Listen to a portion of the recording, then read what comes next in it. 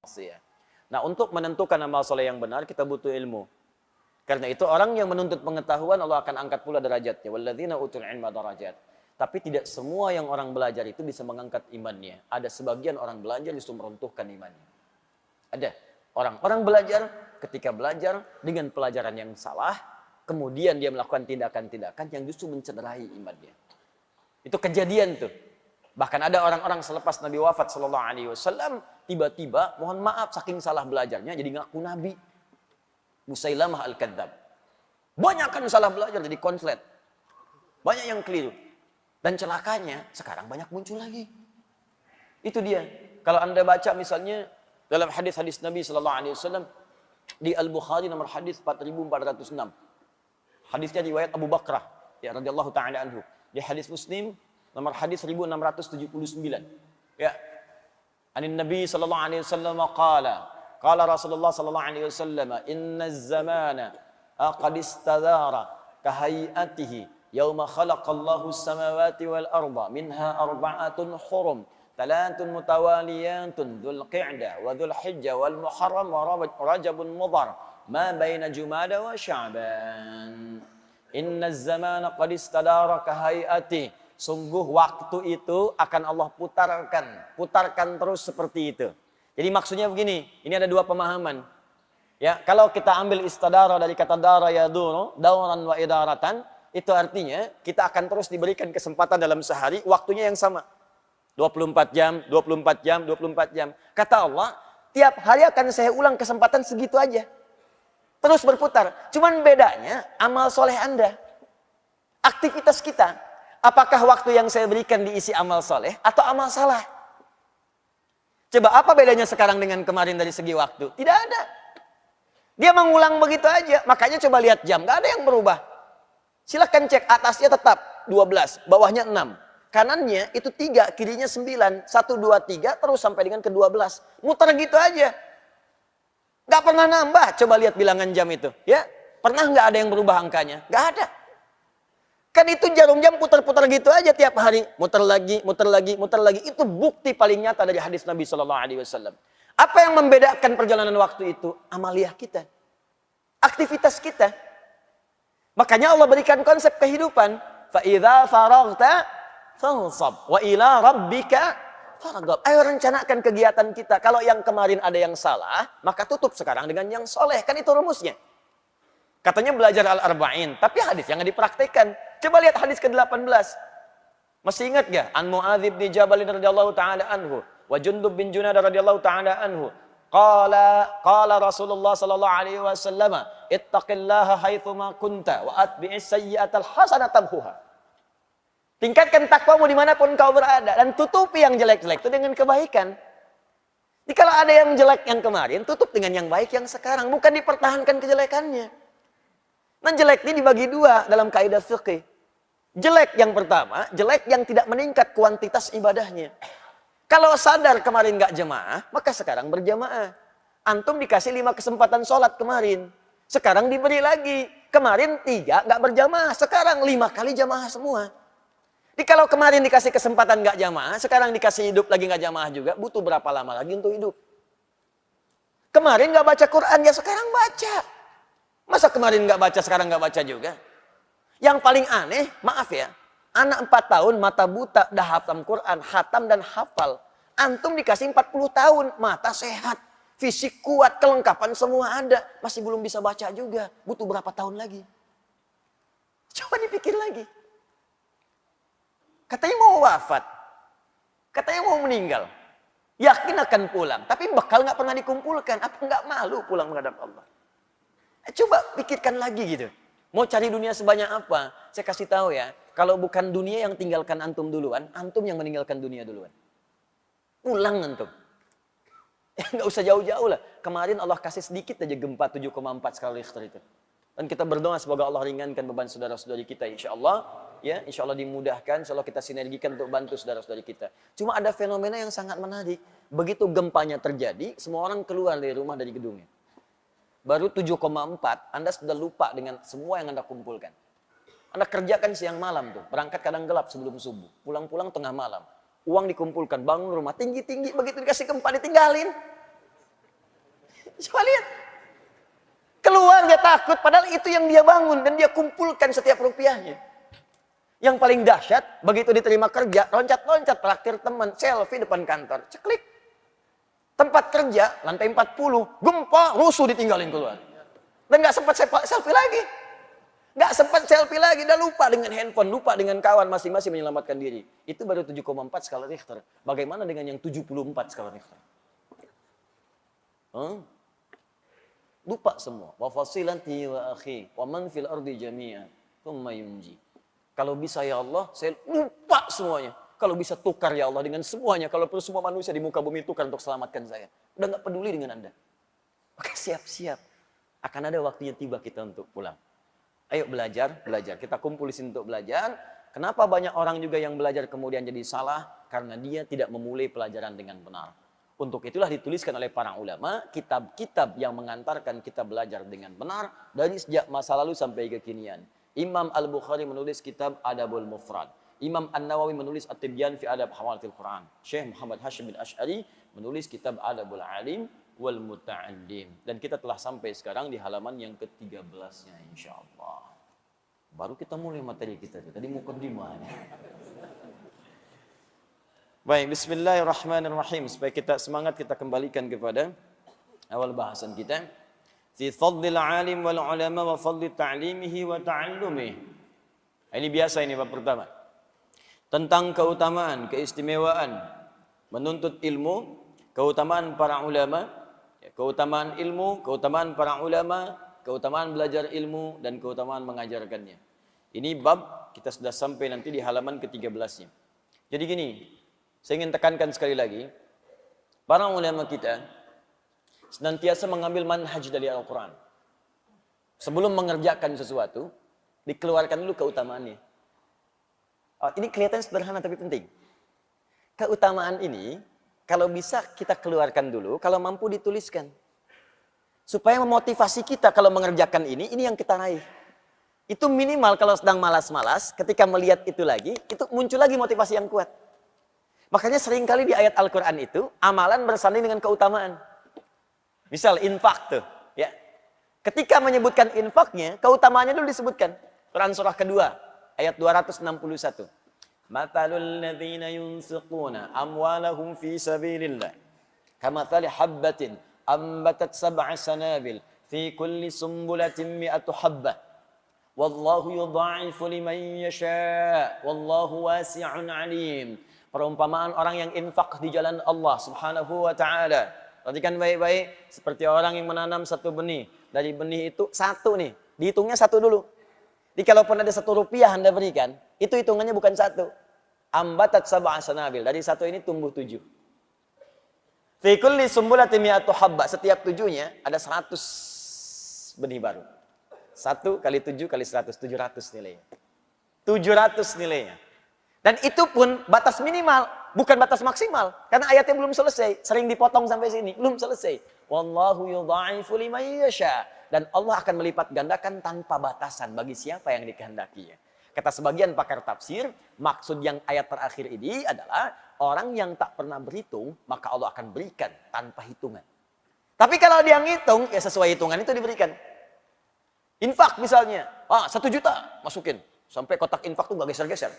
Tuh, 2, 3 juta. Tapi dihitung sama dia. Alhamdulillah, kali 700, punya catatan sendiri. 7 juta. Walaupun nggak dia upload, punya catatan, Allah kasih. Begitu dioper 1 lagi, Masya Allah, ingin seperti yang 1 juta itu. Tapi nggak ada. Cuman dia nggak pernah berhitung. Tapi keikhlasannya sangat dalam. Yang dia punya cuma 500 rupiah. Itu pun logam. Dia masukkan dengan hati-hati, supaya bunyinya pun nggak kedengaran orang lain. Sampai masuk tuh lembut sekali. Kayak landingnya itu soft gitu. Bagus. Dan dia nggak pernah berhitung, nggak pengen orang tahu. Itu lipat gandanya, yudha'ifu liman yasha. Dilipat gandakan oleh Allah tanpa batasan.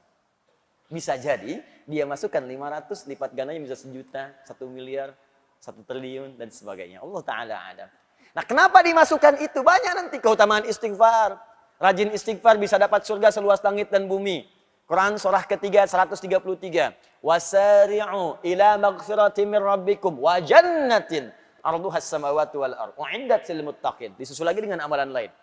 Ayo bergegas kamu istighfar dan berharap dengan amalan-amalan itu bisa mendapatkan surga seluas langit dan bumi. Disediakan bagi orang takwa.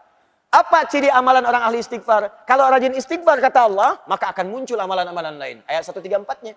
Alladzina yunfiquna fis sarai wad dharra, rajin infak. Wal kadhiminal ghaidha, orang rajin istighfar itu sanggup menahan amarah. Jadi kalau Anda ingin jadi orang sabar, latihan istighfar. Astagfirullah. Orang mencela, istighfar dulu. Astagfirullah. Nah, ketika Anda rajin istighfar, itu kita akan diberi oleh Allah kemampuan menahan amarah. Ya. Dasar kamu begini. Astagfirullah. Apa?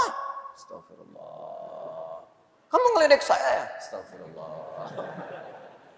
Dah, sampai dia capek sendiri. Sudah mas, kalau sudah saya pamit dulu. Pergi aja sana. Astagfirullah. Wala'afina anin nas. Dan dia bisa pandai memaafkan orang. Jadi, yang indah tuh gini, hati dia ditutup oleh Allah dari persoalan. Sudah selesai, jadi dia tuh nggak mikirin masalah lagi. Tapi orang yang tidak pernah minta maaf kepadanya, jadi gelisah terus. Terus nggak pernah selesai. Dan ketika Anda bisa melakukan itu kata Allah, hati orang lapang. Yang sering ingat dengan Allah, dia lapang menerima persoalan, maka tempat pulangnya akan dilapangkan oleh Allah. Lebih daripada seluas lapangan. Seluas langit dan bumi. Anda punya rumah sekomplek Jaka Permai, kerasa luas. Nanti saat ke surga, seluas langit dan bumi. Silahkan maraton, boleh, koprol. Saya pengen tahu di mana ujungnya. Enak gitu. Nah pertanyaannya kenapa sering disandingkan tuh antara amalan dengan keutamaan? Supaya kita itu punya motivasi. Pengen dapat ini, tahajud ada 4 kemuliaan. Jadi kalau kita tuliskan, karir akan diangkat, pekerjaan akan dibimbing. Masalah diberi solusi. Kalau diganggu langsung Allah tolong. Quran surah ke-17 ayat ke-79 sampai 81. Nah, Anda tuliskan itu, keluarkan. Manfaat tahajud, berikan 4. Tempelkan langsung di dinding tempat tidur Anda sebelah kanan. Jadi begitu miring ke kanan, Anda lihat itu. Nggak ingat tahajud pun ketika melihat itu pengen bangun malam harinya. Kalau bisa bikin kata-kata yang menarik seperti Kiai Haji Ahmad Dahlan menuliskan di temboknya ketika akan berdakwah beliau. Ya Dahlan, berdakwah itu seperti menggenggam batu bara. Ingat sabda Nabi. Kalau kamu karena ujian yang kecil aja, karena celaan kamu gagal, kecil kamu. Seperti memegang batu bara. Tuliskan di dinding kita. Katanya karir pengen diangkat oleh Allah. Tahajud aja nggak mampu. Katanya pengen hidupnya mudah. Tapi bangun 2 rakaat aja nggak sanggup. Katanya pengen ditolong oleh Allah. Tapi begitu Allah ingin berikan, kamu nggak panggil. Sepertinya apa sih maumu? Tuliskan di situ. Ya, tuliskan. Di situ aku kadang merasa sedih padamu. Catat tuh. Tulis di tembok kita. Begitu dituliskan seperti itu, malam bangun. Itu manhaj namanya. Langsung antum setting alarm kan? Bangunnya bismillah jam 3, bangun. Alarm 2:04, 2:30, 2:45. Ya, supaya tertata rapi. Alarm 2:15 mematikan alarm 2:30. Alarm 2:30 matikan alarm 2:45. 15 menit kan ada persiapan. Jangan dikira orang bangun tuh langsung sadar, kan duduk dulu. Duduk, ngantuk, begini dulu kan, tahan-tahan. Ya, begitu sadar jam 6. Awal-awal begitu, lama-lama makin cinta, nanti bangun lebih awal lagi. Nah, ini keutamaan dimunculkan, makanya jangan heran, para ulama kita itu sebelum menampilkan isinya, tampilkan keutamaannya dulu. Apa keutamaan menuntut ilmu? Supaya nanti kalau sedang malas-malas, maaf ya, kalau ada tantangan pekerjaan lain, kita bisa prioritaskan, tuliskan. Menuntut ilmu, ini keutamaannya. Meringankan beban hidup, memberikan solusi, jawaban semua didengar, doa-doa dikabulkan. Tuh, malaikat mengaminkan, dosa-dosa diampuni. Jadi begitu kita mau tinggalkan, kita mikir lagi. Duh, jangan-jangan kalau saya pergi ke mall tinggalkan taklim, saya meninggal di mall, dosa belum diampuni. Saya udahlah ke taklim dulu aja. Mall bisa besok lagi. Datang dia. Jelas ya? Apa di antara keutamaannya? Mari kita tuliskan. Bismillahirrahmanirrahim. Kita masuk halaman 13-nya. Saya mulai dari paragraf kemarin yang belum berakhir sepenuhnya. Wa ghayatul ilmi al-'amalu bihi li'annahu thamratuhu wa faidatul umri wa zadul akhirah. Kemarin kita sampai situ. Wa ghayatul ilmi, dan tujuan dari ilmu itu, kalau kita belajar pengetahuan, al-'amalu bihi, yaitu mengamalkannya. Dimohon izin, kemarin saya tegaskan, ilmu dengan amal nggak bisa dipisahkan. Justru ilmu itu akan mulai mendapatkan pahala melimpah ketika diamalkan. Anda belajar fikih sholat, kalau nggak pernah dipakai sholat, kapan datang pahalanya? Hanya berhenti di saat belajar saja. Makanya ayo teman-teman, jangan batasi di majelis ilmu. Anda yang kuliah pun, niatkan sebagai ibadah karena Allah. Begitu Anda bekerja, itu jadi pahala. Anda nggak kepikir ke situ? Yang kuliah di ITB, di IPB, di UI, di IAIN, di UIN, dimanapun. Coba niatkan sebagai ibadah. Nanti ketika diniatkan sebagai ibadah, untuk mengamalkannya, Allah akan permudah. Dan berkah nanti ilmunya. Berkah. Jangan dikira itu mendapatkan ilmu, hanya ilmu agama saja. Tidak, ilmu umum juga kalau diniatkan untuk kemudian berkhidmat kepada Allah, untuk ibadah, nanti akan ada manfaatnya. Masuk ITB, pengen jadi insinyur, masuk jurusan arsitektur, keluar dari situ bisa desain masjid, desain hotel dengan musolanya, sipilnya bikin jalan. Begitu diniatkan sebagai ibadah, berapa banyak orang lewat untuk umroh di situ. Ini jalan ini aja, berapa banyak orang lewat untuk sholat ke Al-Azhar. Subuh ini aja, berapa banyak lewat situ. Berapa banyak yang pakai keran di situ untuk wudhu. Berapa banyak yang ke toilet. Anda bayangkan, kalau cuma ngejar dunia, nggak akan dapat tuh pahala akhirat. Tapi kalau ilmu Anda dipakai untuk berniat ibadah kepada Allah, Anda bikin kemudian desain kerannya, Anda bikin jalannya, Anda bikin bagian tempat wudhu dengan toiletnya. Begitu dipakai, dunianya dapat. Dunia diberikan panjar duluan. Pahala akhiratnya, setiap yang wudhu, Anda dapat pahalanya. Setiap yang lewat, Anda dapat pahalanya. Dan saat belajar itu demikian, Allah akan berikan kemudahan. Makanya ilmunya berkah. Coba lihat orang-orang dulu itu. Yang makannya Masya Allah, kadang-kadang sekadar singkong. Ya, kadang-kadang ketemu nasi pun sehari cuma sekali. Itu pun dibagi lagi dengan 6-5 orang. Tapi dahsyatnya ilmunya berkah. Saya kalau lihat orang dulu belajar bahasa aja, jarang yang ada satu bahasa. Minimal 2. Bahasa Indonesia, bahasa Belanda. Never dong. Misalnya, mana si pitung? Belanda, dapat. Jepang, ada yang bisa bahasa Jepang. Orang dulu. Coba diplomat-diplomat dulu itu. Kayak Haji Agus Salim, berapa banyak bahasanya? Ya, Bung Hatta. Ya, Masya Allah. Insinyur Soekarno, misalnya yang lain-lainnya itu. Ya, mereka belajar. Dan yang paling dahsyat ulama-ulama kita, Masya Allah itu. Ya, ulama-ulama kita itu dulu bukan sekedar belajar, kemampuannya luar biasa, semua ilmunya bersanad, kemampuan bahasa Arabnya, kemampuan Qurannya, bahkan tidak sedikit yang jadi mufti langsung di Masjidil Haram. Tidak sedikit di antara mereka. Dan namanya abadi sampai sekarang. Bahkan murid-muridnya mengajar lagi. Syekh Yasin Al-Padani, berapa banyak muridnya sekarang mengajar? Syekh Ahmad Khatib Al-Minangkabawi, berapa banyak muridnya punya manfaat sekarang? Jadi saya sarankan kalau kita mau belajar, dimanapun itu, termasuk Anda yang sekolah di kampus-kampus umum, ayo bikin konsep untuk ibadah. Dengan ilmu ini, saya akan berkhidmat. Ingat pesan saya, kalau Anda kejar akhirat, dunia akan ikut. Tapi kalau Anda kejar dunia, akhirat akan meninggalkan Anda. Kita kesini untuk ibadah. Sholat, taklim. Dunia ikut. Begitu selesai, ada kopi, ada sarapan, ada pisang, dunia tuh. Tapi kalau kesini coba nyari pisang, akan dapat. Udah akhirat gak dapat, pisang gak kebagian. Paling gak enak tuh. Akhirnya bikin status, ternyata di Al-Azhar gak ada pisang. Ente kesini mau cari pisang, mau cari ilmu. Jadi kalau kita nyari akhirat tuh ikut dunia semua. Saya sering katakan begini, rezeki itu udah diatur. Surga kita yang belum jelas. Dunia itu gak usah capek lah. Ya, yang capek pada dunia, dia belum paham dunia, makanya pelajari ilmunya supaya nggak susah. Ini di rumah tangga ribut, karena nggak pelajari ilmunya, jadi nggak selesai-selesai. Padahal kadang-kadang cuma beres dengan senyuman aja, tapi kadang nggak beres-beres. Kenapa? Karena ilmunya nggak dipelajari.